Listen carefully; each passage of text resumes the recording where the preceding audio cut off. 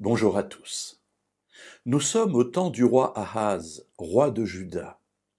Et voilà que le roi de Syrie fait une coalition avec un autre roi pour venir attaquer Israël.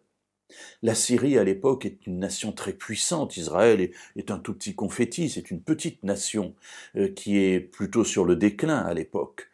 Et le roi d'Israël, Ahaz, a peur. Il est terrifié par cette coalition et par la perspective de cette guerre.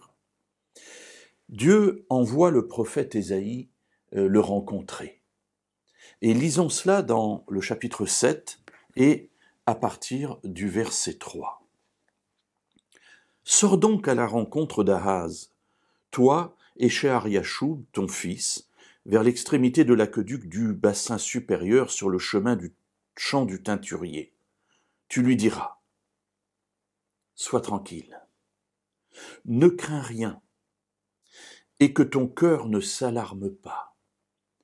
J'aime beaucoup l'intervention de Dieu lorsque nous sommes dans les difficultés. Cela se retrouve à de multiples reprises dans la Bible et nous en avons déjà parlé aussi à de multiples reprises.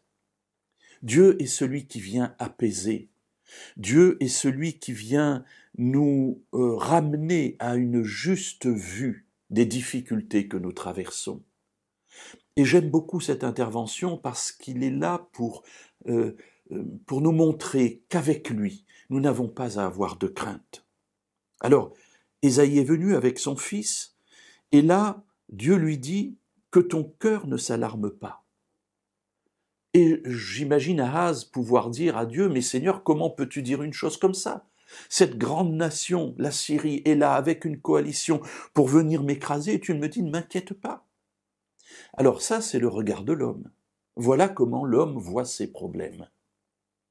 Voyons maintenant comment Dieu voit les problèmes de l'homme.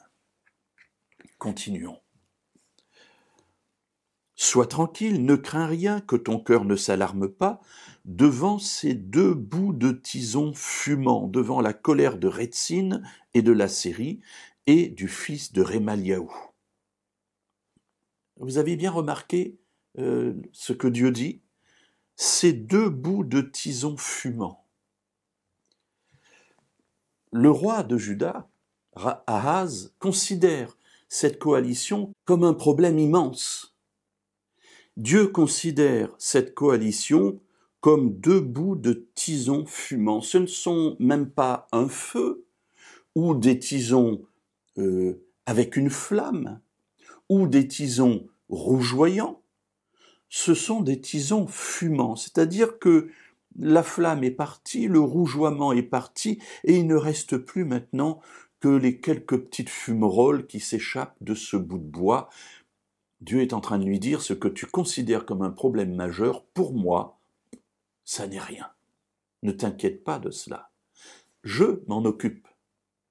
Alors vous comprenez que si Dieu, qui est le Tout-Puissant, s'occupe de nos problèmes, nous pouvons effectivement les considérer comme deux bouts de tison fumant. Et c'est le regard que Ésaïe, de la part de Dieu, invite Ahaz à avoir sur ses problèmes. Et c'est aussi ce que Dieu m'invite à avoir comme regard sur mes problèmes. Tu considères ta vie, tu considères les difficultés actuelles comme étant des choses importantes.